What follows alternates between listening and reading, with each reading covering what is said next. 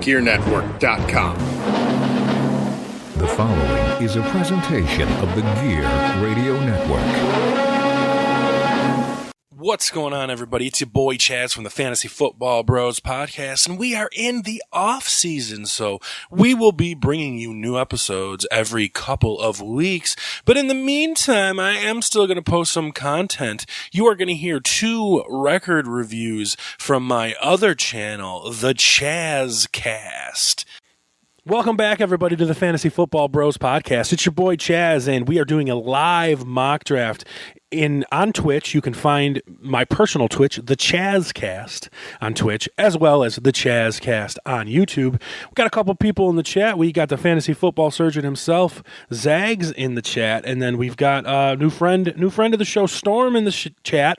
We're talking just before, and we are going to be picking 6th in this fantasy football early mock draft. The mock drafts just went live. We're about a week after the draft, and looking early at some of these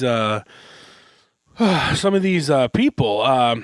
Your top, we'll give you the top 5 at each position on early rankings here. Josh Allen, Jalen Hurts, Lamar Jackson, Patrick Mahomes, Anthony Richardson at 5. Interesting. At running back, Christian McCaffrey, Bijan Robinson, Breece Hall, Jahmyr Gibbs, Kyren Williams. Interesting. Wide receiver, CeeDee Lamb, Tyreek Hill, Justin Jefferson, Jamar Chase, Amon-Ra St. Brown. And honestly, that's not too different from last year other than CeeDee making a big jump. That's all the same, just about. Tight end, Travis Kelce, Sam Laporta, Mark Andrews, Danny Trey McBride, Dalton Kincaid at 5. And who's your 10th round keeper, Dave? AR, right. Top 5 kickers, just for fun: Justin Tucker, Evan McPherson, Harrison Butker, Tyler Bass, Daniel Carlson. Your top 5 defenses: Washington, Tennessee, Tampa Bay, San Francisco, Seattle. I don't even know why. Why would Washington be up there? Maybe they're not ranked yet. That don't seem right. Is Washington a good defense? Am I missing something here? I feel. Hey, go rooting for one of our Bills guys. That's what we like to see. Kincaid. Okay, so we are going to hit the draft in a second here. We're sticking at 6th. Dave, this is our Fantasy Football Bros podcast settings. So we've got 1 quarterback, 2 running backs, 2 wide receivers, 2 flexes, wide receiver, running back, or tight end, 1 tight end, 1 kicker, 1 defense, and it's a pretty big bench.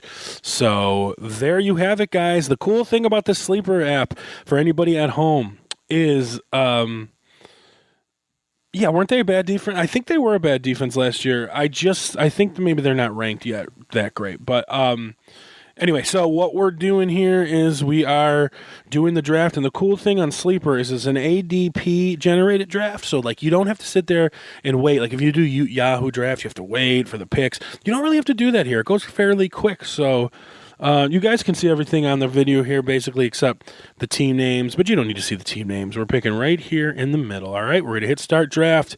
Let's go. We're ready. Oh, turning these sounds off. Okay.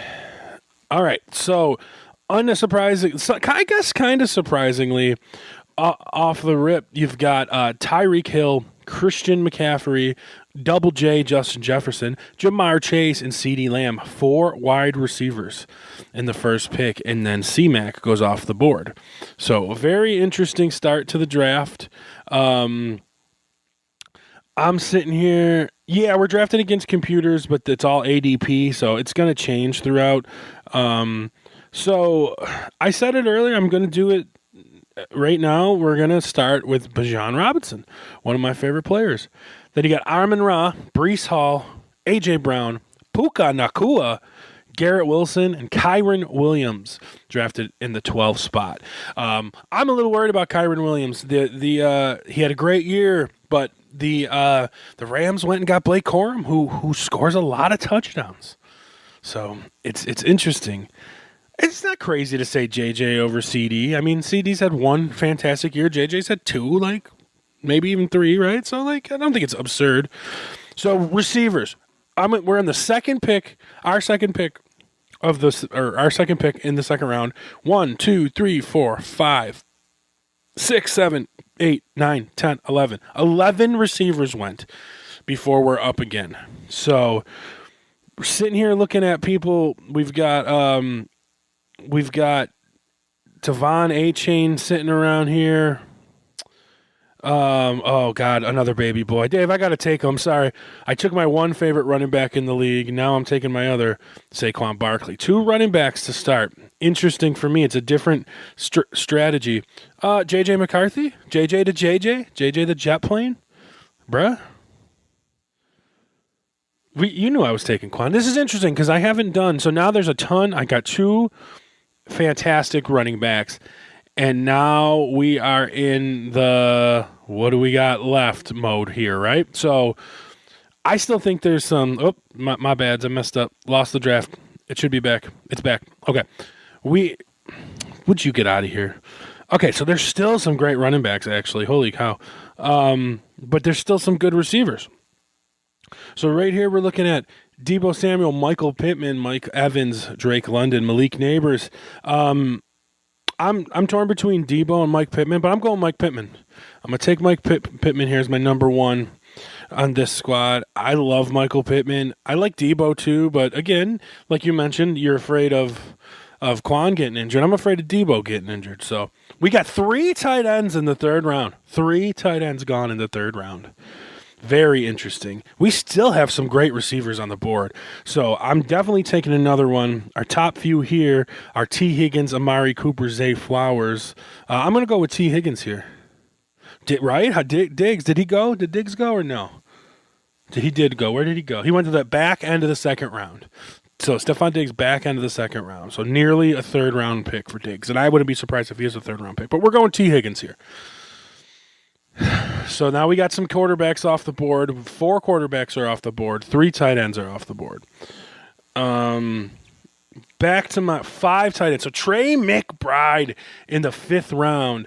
That's a guy that I'm thinking as a keeper in our league because he's he was a free agent pickup for me. So Trey McBride could be on my team. We still got a lot of good receivers here, guys, sitting around. And I don't need to pick a running back. I'm not worried. I'm getting a little scared at tight end, but new quarterback coming into town. We're going to take our gamble here on Scary Terry because this is a 4 flex, or you start 2 flexes, so you can start 4 receivers. You can start 4 running backs if you want it. Dalton Kincaid went off the board. C.J. Stroud went off the board. Looking at tight ends, there's still about 5 to 6 tight ends I'd be comfortable starting. So we're going to wait. Right now, we've got Bijan Robinson, Saquon Barkley, Michael Pittman, T. Higgins, Terry McLaurin. I'm going to get back on the running back train here because it's starting to thin out, although there's still a lot of good people left, to be quite honest. What's over here at QB? Oh, man. I'm just going to pull the trigger on him. Let's get Anthony Richardson. Anthony Richardson to Michael Pittman connection. There were still a few tight ends I liked. I should still be able to get one of them on the backswing here. All right, and I am going to get one of the tight ends I wanted. I know Dave's going to hate it, but new quarterback, give him a chance. Kyle Pitts. All right, so, and you know what? Kyle Pitts hasn't been great. This is my 7th round pick. It's not like he going in the 3rd or the 4th like he was the past few years. So I'm very comfortable with him there.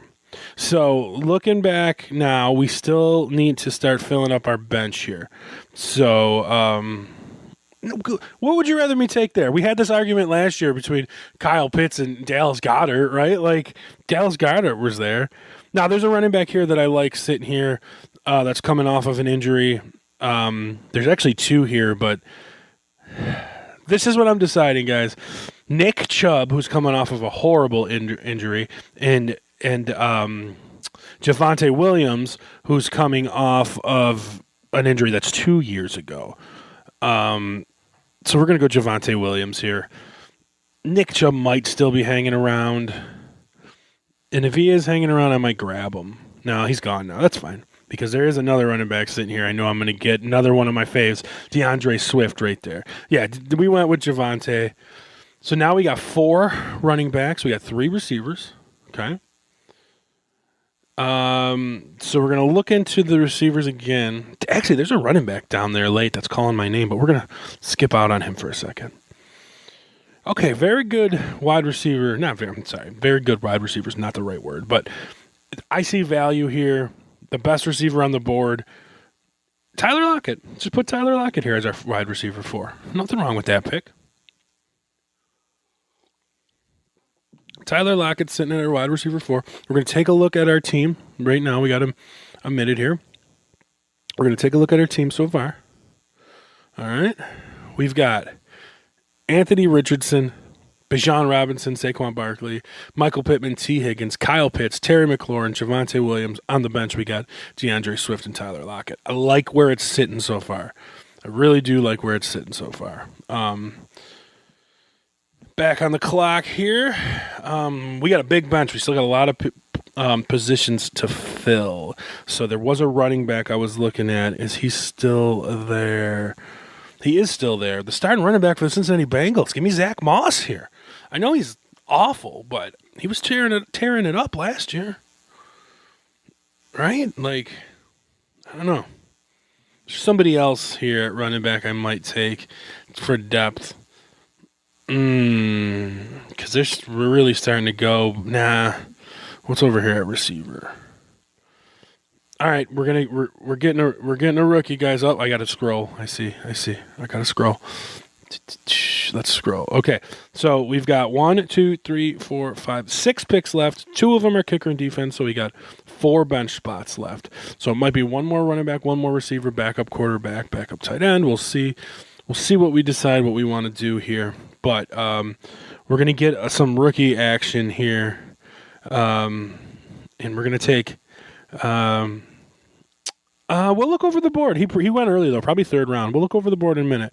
We're gonna take rookie Keon Coleman for the Bills. Get Josh Allen's possible number 1 target. But the reason we say possible is because I planned this, and if it works out my way, which it did, we're also going to take Curtis Samuel. So we have quite possibly Josh Allen's number 1 receiver there, right? So we will see how that works out. All right, so we have 2 more bench spots. We don't take kicker and defense till last. So looking over here, this guy is so late, and who knows? He's talking about retirement, but he's so damn late, and he's so damn good. Let's take Darren Waller here. Right now we're gonna get people falling. There's a backup quarterback I'm eyeing down. Perfect. Jaden Daniels, bring it. Guy can run for 700-800 yards this year.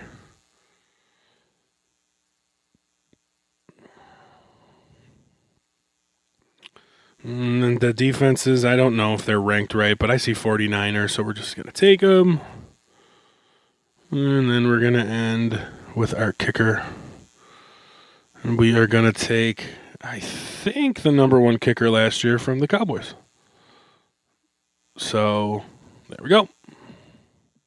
Best thing about these sleeper drafts, they go so fast. So, let's look over the draft board.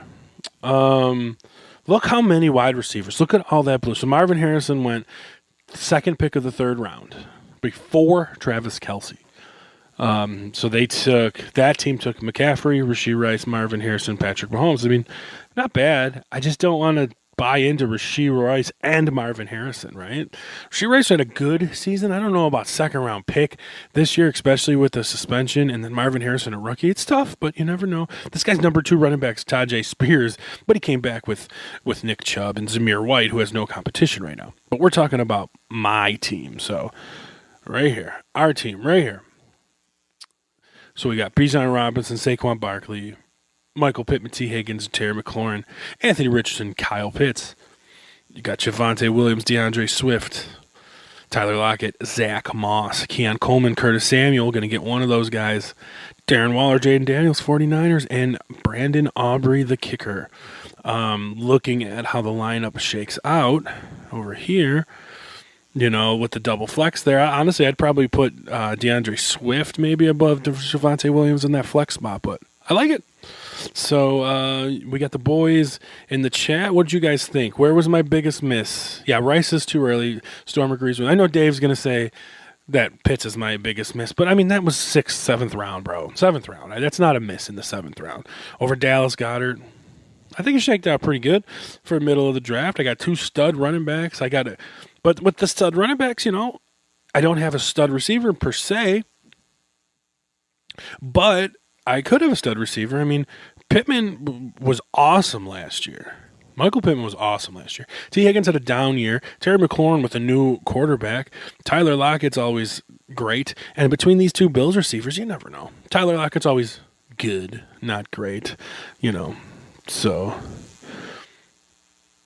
yeah.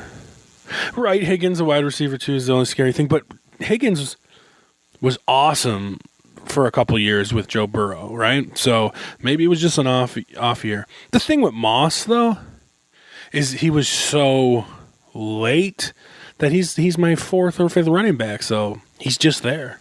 And he's the number 1 running back in Cincinnati. That's a valuable piece. That would have been Joe Mixon for a few years. So, and if Higgins becomes a Buffalo Bill or something, hey, we got it. All right, so that's the end of the video for the YouTube here, guys. Thanks for checking out the video. Find the Chazz Cast on YouTube. Find the Chazz Cast on Twitch. You can join one of these with the boys and be chatting with us. So until then, we'll see you next time, guys. Peace. What's going on? It's your boy Chazz, and today we're breaking down Collection 2 by Misfits.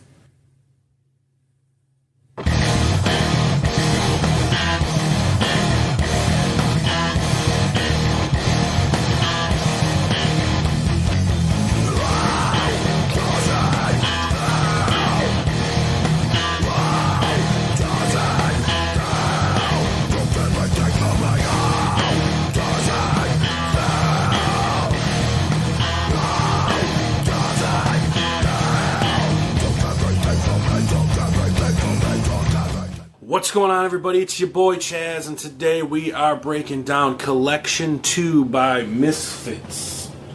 Now, remember, guys, when you're looking for Misfits, it's up and down. For instance, on the spine of this, it says The Misfits.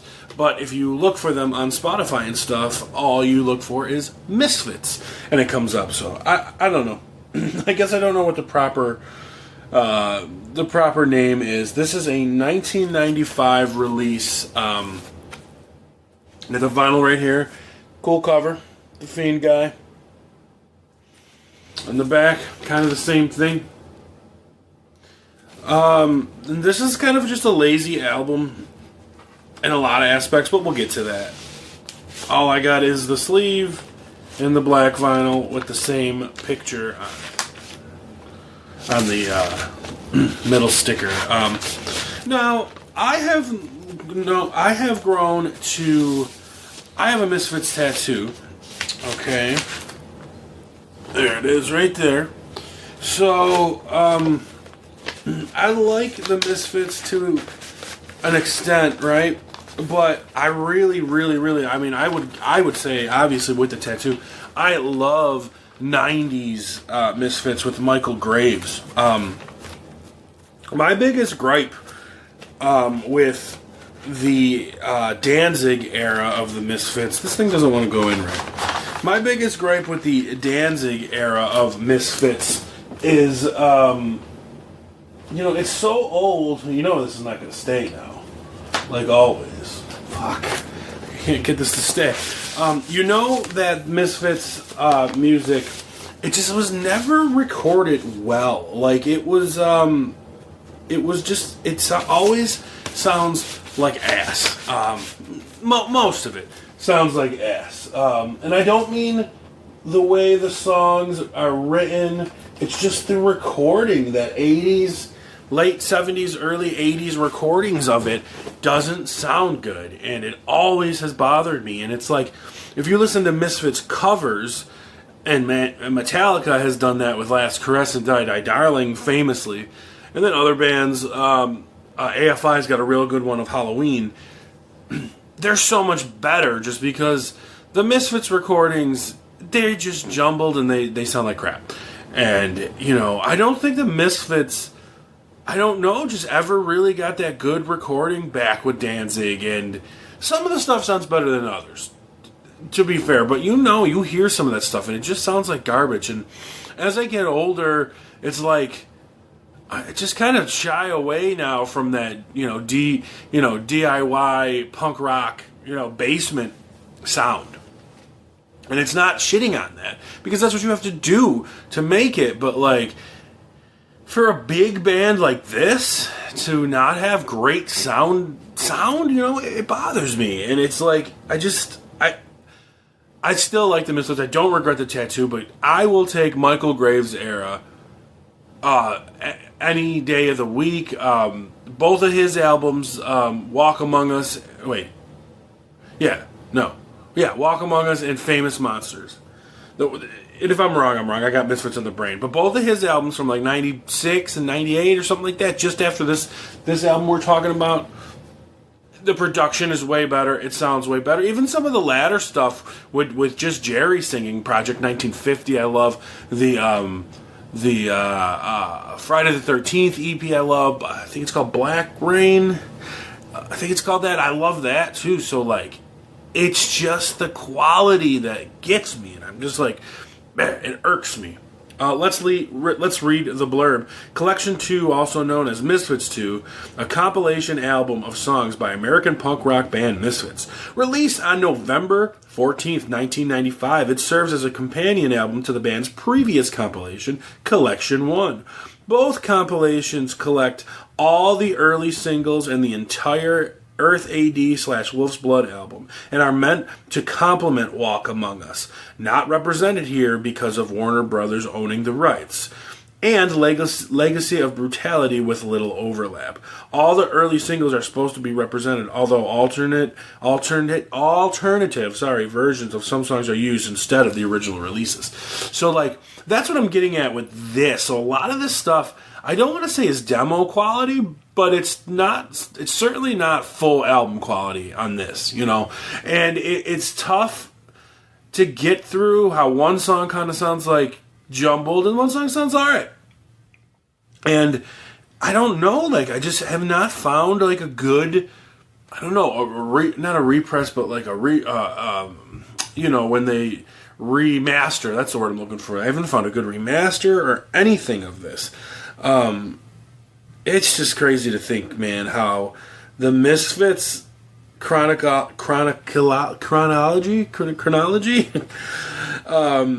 is so small, and it just, they had their 3 albums basically. The live album, they had Walk Among Us, as a full album, and then they had a live album and a bunch of EPs and stuff. So it's just weird how they got so big from doing it that way, and that's okay. Like, it's that DIY punk mentality.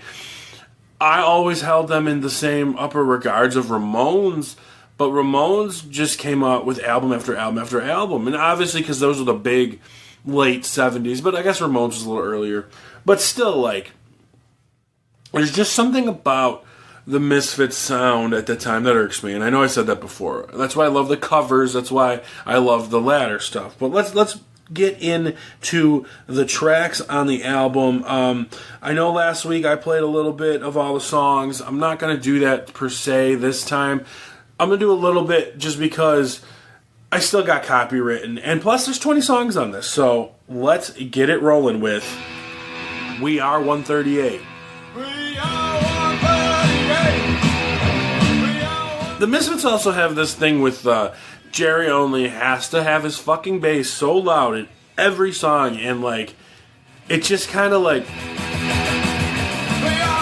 I don't want to say kills it for me, but it sticks out way too much. Next song we got here is Attitude. Again,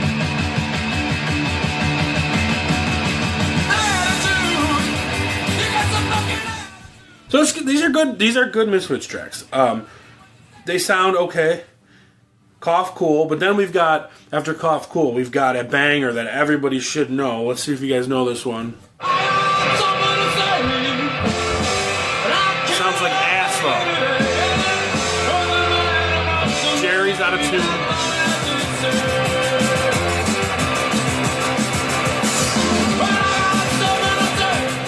Great song, though. Everybody knows this song, of course, from Metallica, covering it and everything like that. It's just, I don't know, it's got that Jerry out-of-tune part that bugs me. Just not the greatest sound. Return of the Fly is next. Children in Heat. Rat Fink, which is a cover, which is, I can live without. Sounds like ass. Ass. Sounds like an asshole. It's just Jerry. Maybe it's Jerry only that kills it. Horror Hotel. And then here we go. This is a banger. Sounds like shit though.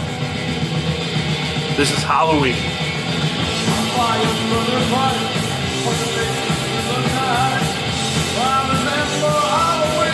This is a great song. I always like this one a lot. This is the one you're going to hear me play.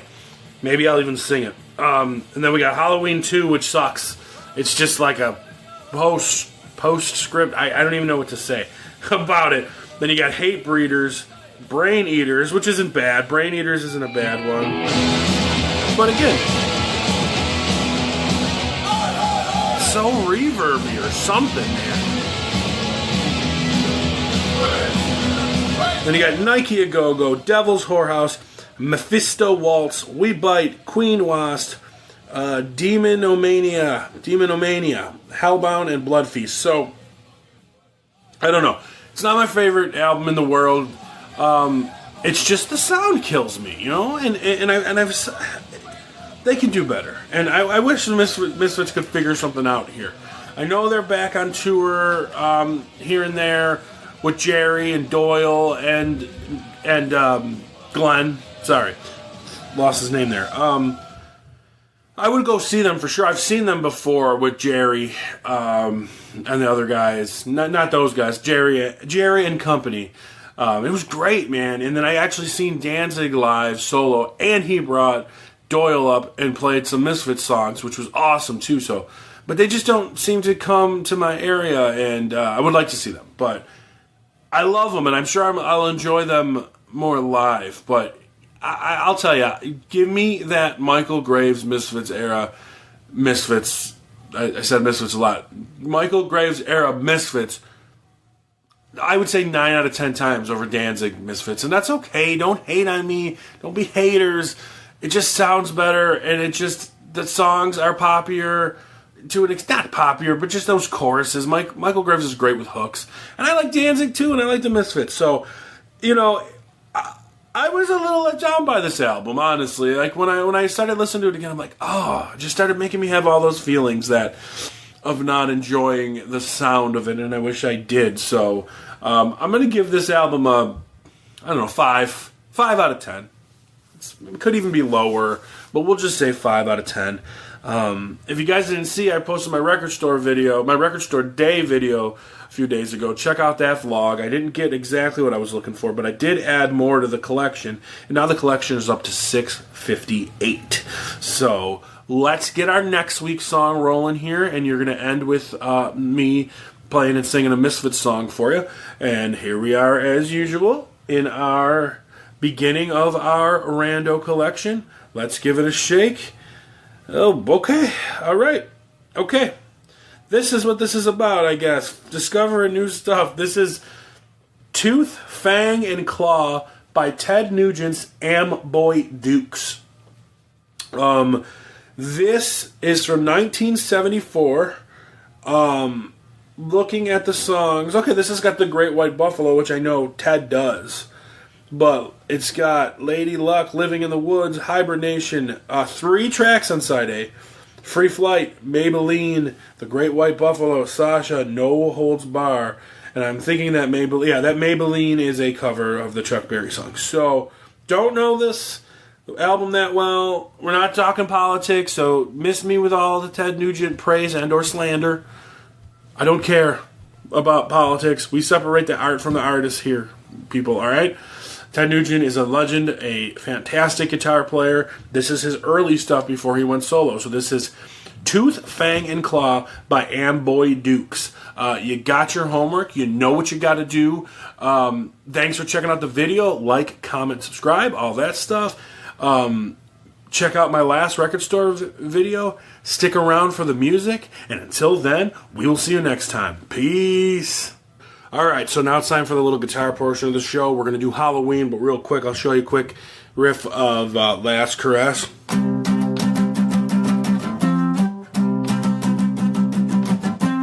I got something to say, that I killed your baby today, and doesn't matter much to me as long as she's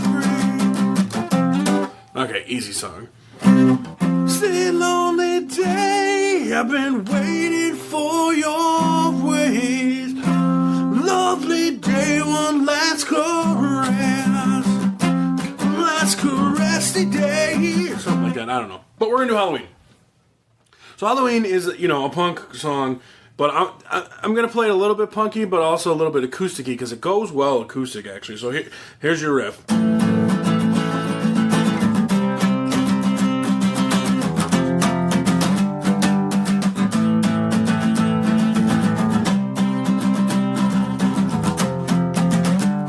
But we're going to try that with a little bit of an acoustic flair. So here we go. Bonfires burning bright, pumpkin faces in the night. I remember Halloween, dead cats hanging from poles, little dead out in droves. I remember Halloween, browning a year to go, where skeletal life is known. I remember Halloween, this day, anything goes, burning bodies hang from poles. I remember Halloween.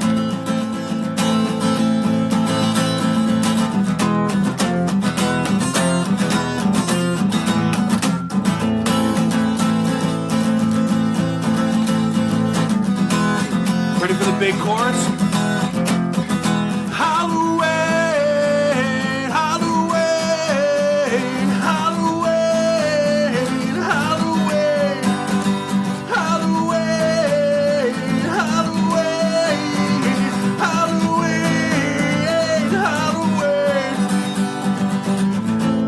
And razor blades, little dead are soon in graves. I remember Halloween, this day, anything goes, burning bodies pegged from poles. I remember Halloween, Halloween, Halloween, Halloween, Halloween, Halloween, Halloween, Halloween. Alright, a little bit of Misfits Halloween. That's the acoustic version. That's the right way to do it. Just do those with your regular power chords if you don't want to do the acoustic version. But the best version of that song is easily by AFI. So, thanks for checking it out. I hope you guys liked it. And until then, we'll see you next time. Peace, bitch! What's up, y'all? It's your boy Chazz, and today we are breaking down the Ted Nugent Amboy Dukes Tooth, Fang, and Claw. Meow.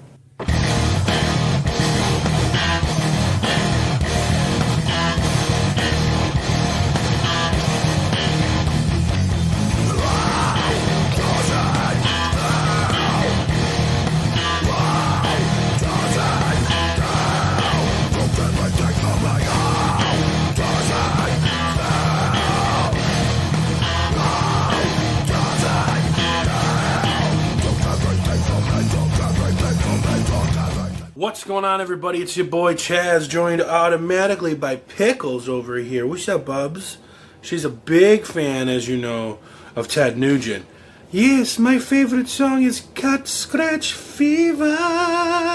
And we're here to talk about Amboy Dukes, Tooth, Fang, and Claw.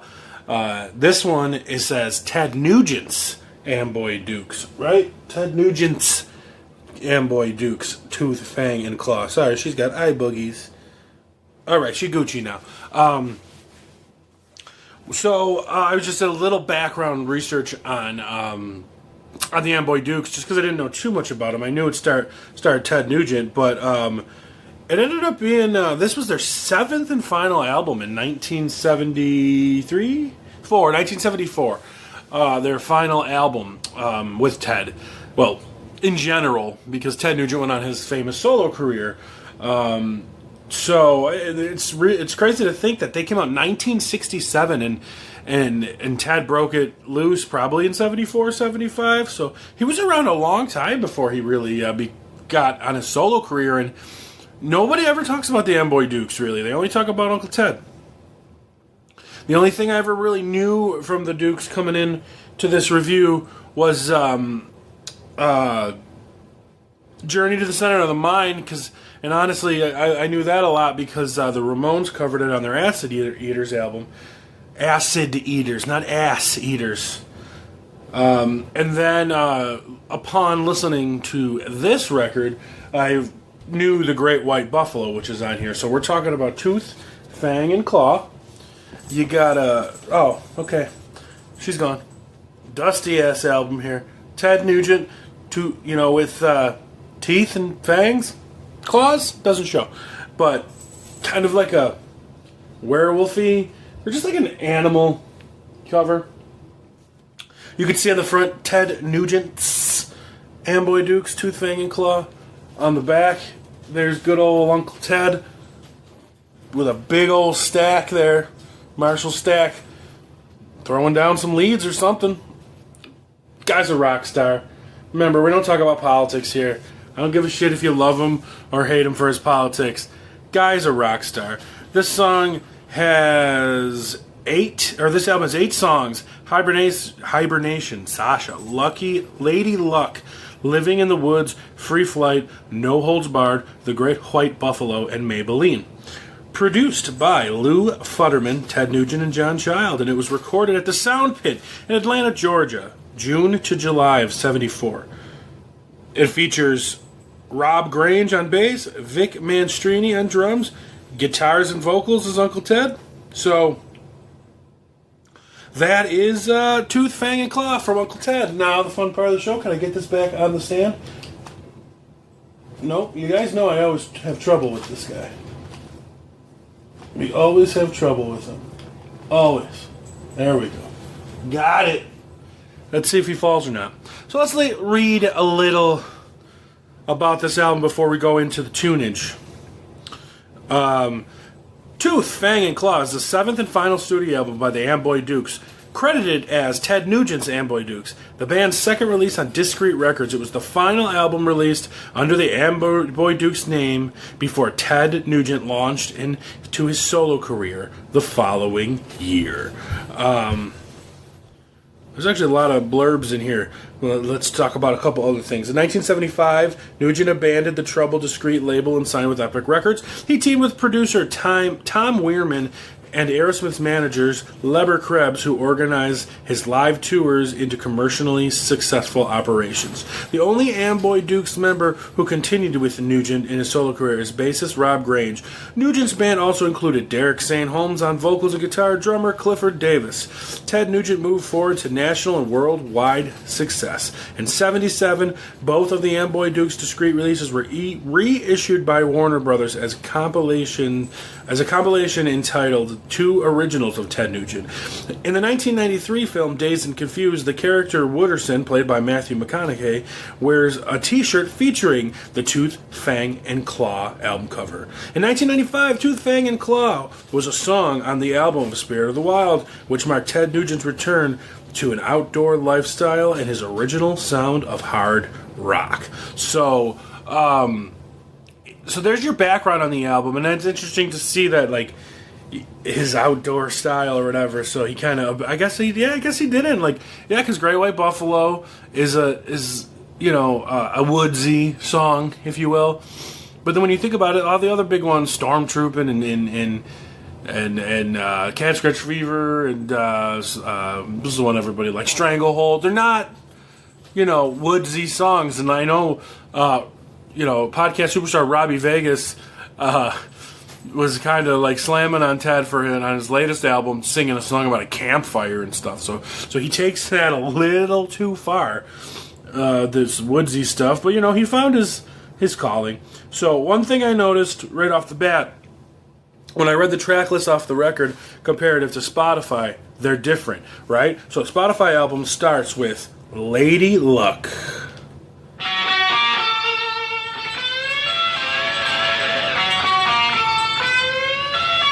That classic Ted Nugent sound.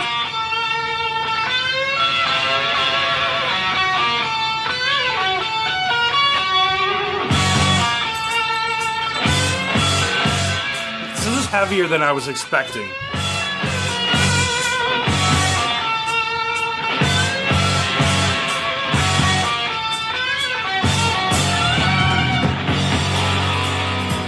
Nice big intro to kick off, I guess, the album. I don't know, it doesn't say it on there, but...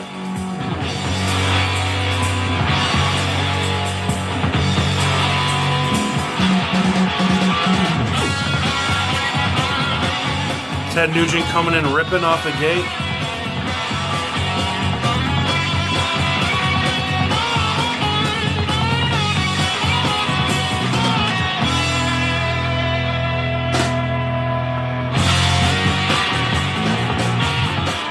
Now it's kind of got its, 70s groove. Upbeat, though. There's Uncle Ted.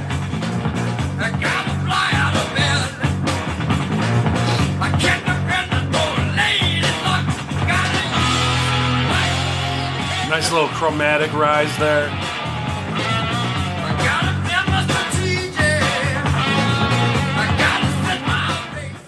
So...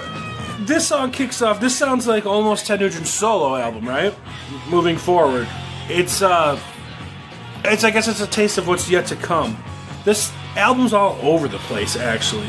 So one thing I know I like about this song is it's got a pretty sick breakdown. Let's go ahead on it a little bit. There we go. Okay. We're getting into the breakdown in a second. Ready? Break it down, boys.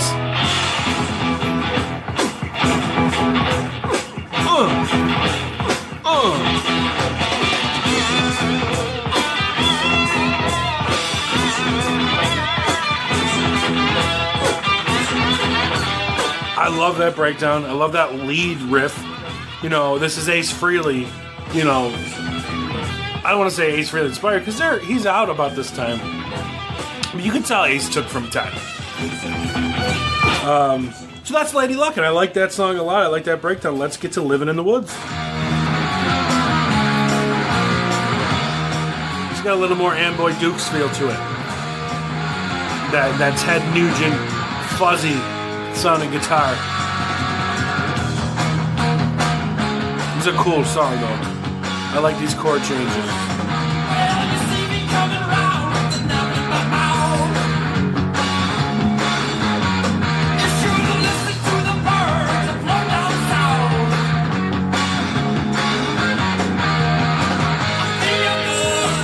See, I'm just enjoying the ride right now. I know I'm just giving up any money right now because I'm enjoying listening to this album.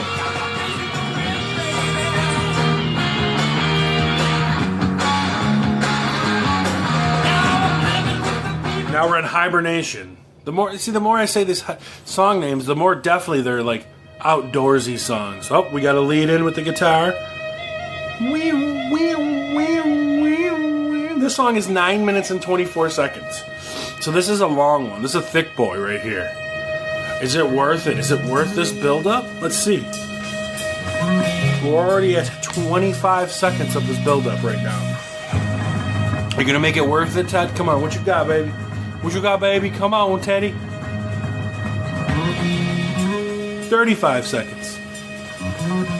One guitar note so far. It's all bass. It's all bass and on the ride. 45 seconds. Now, is this intro necessary?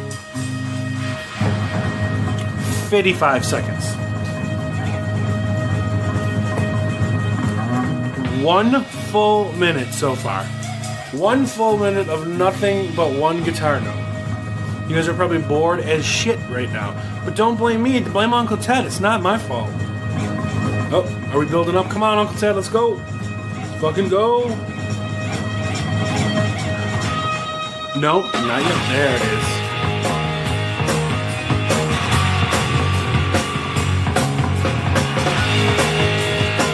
It's not as heavy, but this is Sabbath inspired. Thinking of last week's album. Frosty the Snowman. Nope.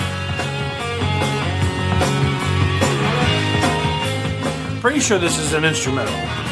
Let's skip halfway through. I like this run right here.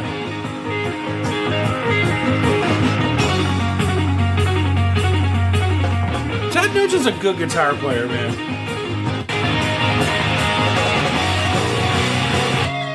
Well, there's your Hibernation. Kind of a long instrumental, but there we go. Here's Free Flight.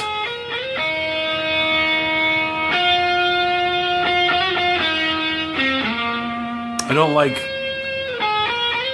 when guitar is solo like this. Sometimes it's not my favorite.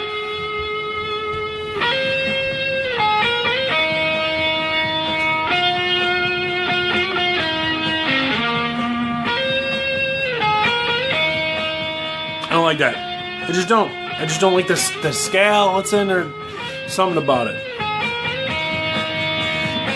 Come on, Ted. Pick it up, baby. Let's go. Let's go, Ted. The audience is waiting. Come on, Uncle Ted. Let's go.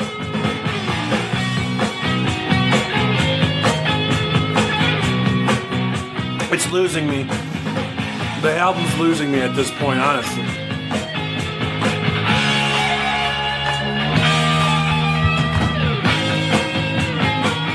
Losing me.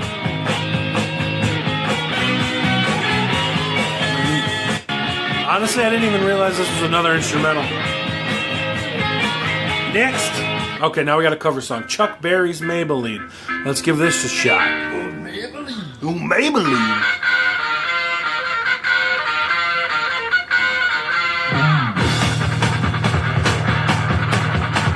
I mean, you should know the song if you know old school rock music.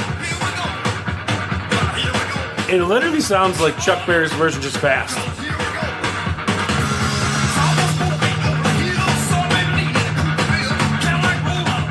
It's got a punk feel to this, honestly.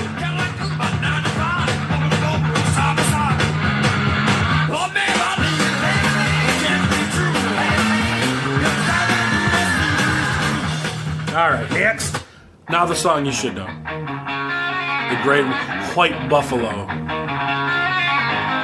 Love this riff. This is the riff you're going to hear me play later on guitar, kind of. Because it's not the easiest.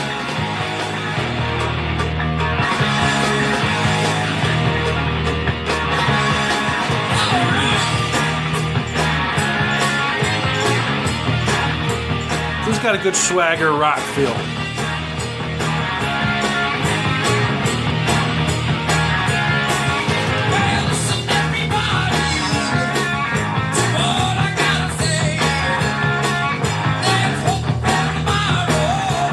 Good song, classic Ted Nugent. This is Sasha.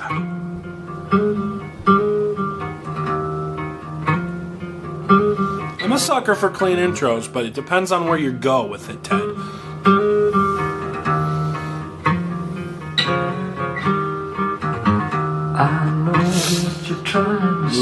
Okay. Are you gonna pick it up, Uncle Ted? What you gonna do? What you gonna do, Uncle Ted?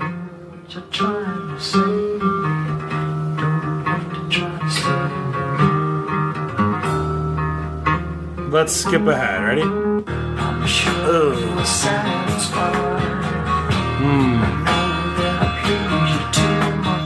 Not a fan. Nope, not a fan. Here's the thing, Uncle Ted. I don't like the Grateful Dead, and I certainly don't like when Uncle Ted trying to sound like the Dead. Whoa, that rhymed. I don't like when Uncle Ted sounds like the Grateful Dead. Yeah, not a fan. Next, we got No Holds Barred. What you got for me, Teddy boy? This is the last song on the album, Uncle Ted. What you got? What you got? Ooh, a little funky bass. I think we'll let this one melt into your mouth. That's dirty bass. I like it.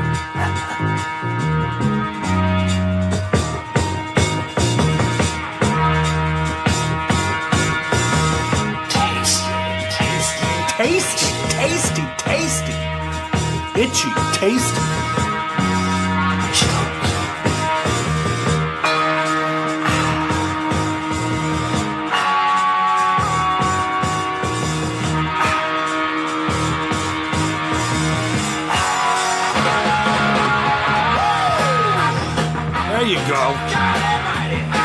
you go.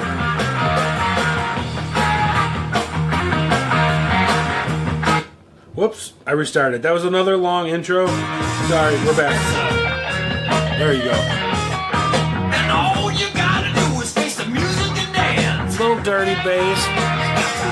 Kind of a call and response guitar. No matter what you got to say, Lord, I know there's a grand day. It don't matter what you got to say. All right, so you had your taste of Tooth, Fang, and Claw from Amboy Dukes, Ted Nugent's Amboy Dukes. I've never been the biggest Ted Nugent fan. I don't dislike Ted Nugent by any means. I've seen him live a few times. He always puts on a great show. But he seems to be a greatest hits band for me. But to be fair, I'm not dissecting Ted Nugent's solo career, right? I'm dissecting Amboy Dukes. So this album to me it's okay. It's fine. It's the down points are down, and the up points are okay. It's like a 5 or a 6. It's fine. Yeah, I don't know if I'll ever throw the vinyl on again, but if it came up on shuffle or something, some of these songs I wouldn't run and turn off. You know what I mean? So, it's okay. I'm interested for when some of his solo stuff comes up on here and to just listen to that more and break that down more, because this was the turn for him. This is a little more from my research, more Ted Nugent-y than Amboy Dukesy, right? So it's kind of right in the middle. So, and this album for me is kind of right in the middle, right? So I'm interested to see if I'd like it more, moving on to the Ted Nugent stuff. So, do I recommend it? I mean, if you'd like it, right? You got to put his politics aside, whether you like him or hate him. And if, Ted Nugent's a great guitar player, he can make some great sounds. He does some interesting things on the guitar. Not the greatest singer, but his voice has a charm to it. It's got a certain charm to it. So, if you like Ted Nugent, you'll like it. And if if you don't like Ted Nugent, you might not like it. And if you don't like Ted Nugent for his politics, then you're not going to like it. You're not just going to give in and like it anyway. So, that's on you. What do you, Pickles? Stop. Just messing everything up. You want to come back on camera, bruh? You want to come back? Come on. Come here.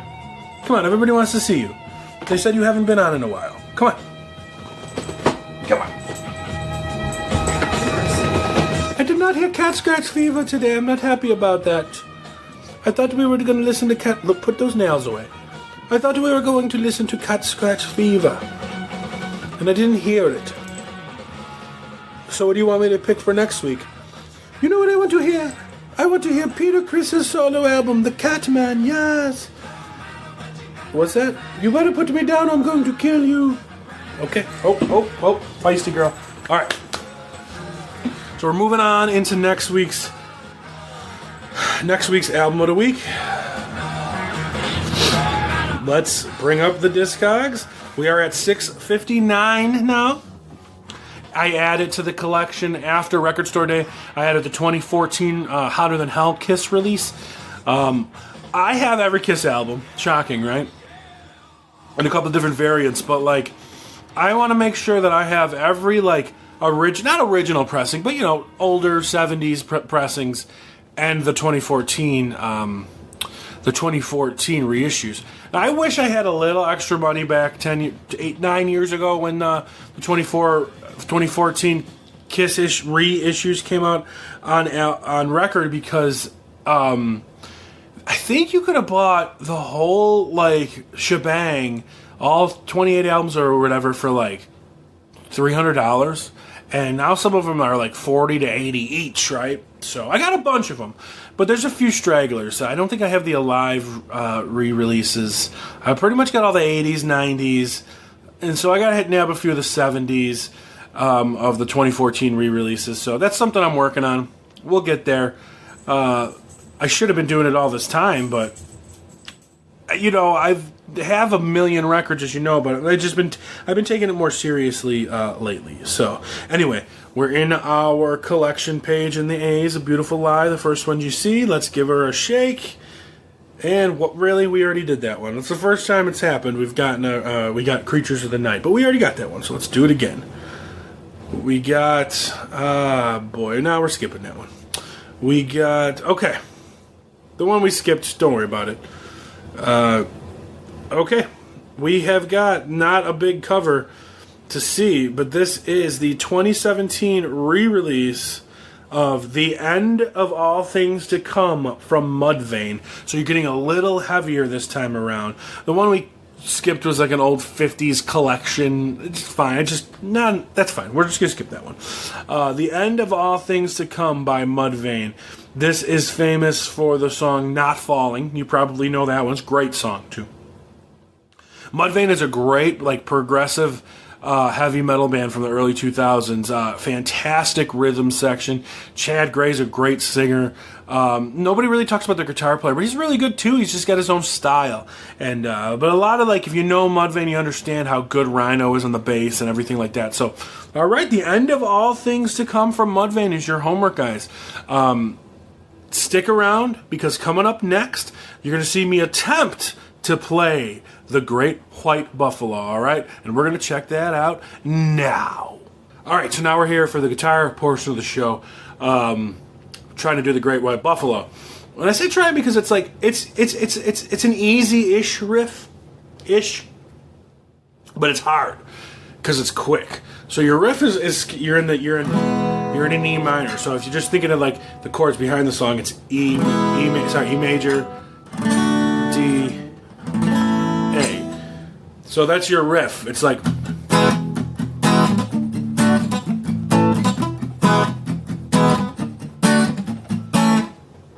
right? So simple, right? And if you think, and I mean, that's all you could. If that's all you could do, great. You could just sing around. All right. So, like, to give it the little flair, is he uses his pinky, right? So you got the, and you get your D, you kind of hammer right on the last string on the 3rd fret, and then on the A you do the kind of the same thing on the 2nd fret on the 3rd string. All right, so that's the easy part of the riff. The E portion of the riff is this long run he does. So it's like, whoops, sorry. Right? So you're just focusing on the E, A, and the D string. Boom. This is on the D. Right? And then on the E, on the A, it's the same thing. So,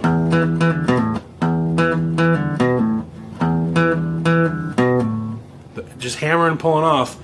And then on the E string, you're pulling off the G. And then back to the first half of the original on the D string. So,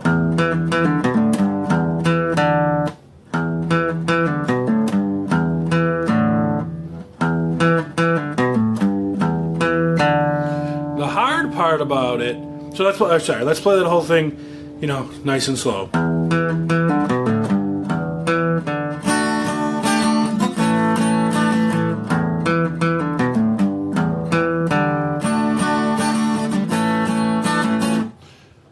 Simple, right? Except Ted Nugent probably doubles that speed, and he also palm mutes that intro. So really the intro riff is...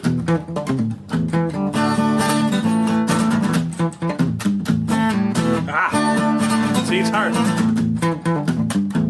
Damn it. Let's try that again. I'm not going to edit this. It's hard. It's quick. It's palm muted. It's hard to do. Fuck.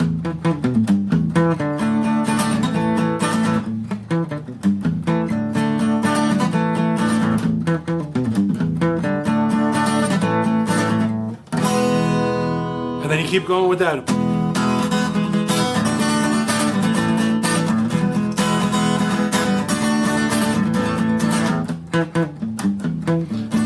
It's a cool riff, man. It's hard to pull off, though. Get it? Pull off? So it's a hard riff. It's cool to... it's fun to do, though, so definitely practice that riff. We got your homework, The End of All Things to Come from Mudvayne, the black cover. It's kind of a matte, pitch black cover. It's a good heavy album. If you guys are afraid of the heavy metal, I mean, just give it a shot, man. I mean, your tastes change after a while. Maybe you'll like it. There's so much talent in Mudvayne that you might actually like this. So thanks for checking out the video. Go ahead and slam on me for the guitar. It's fine. I don't ever claim to be the greatest guitar player, but a lot of my, I could use some work, obviously, and learning some of these riffs moving forward and stuff should help my work. So, should help my guitar playing. So, thanks for checking out the video. The end of all things to come from Mudvayne, and until then, we will see you next time. Peace.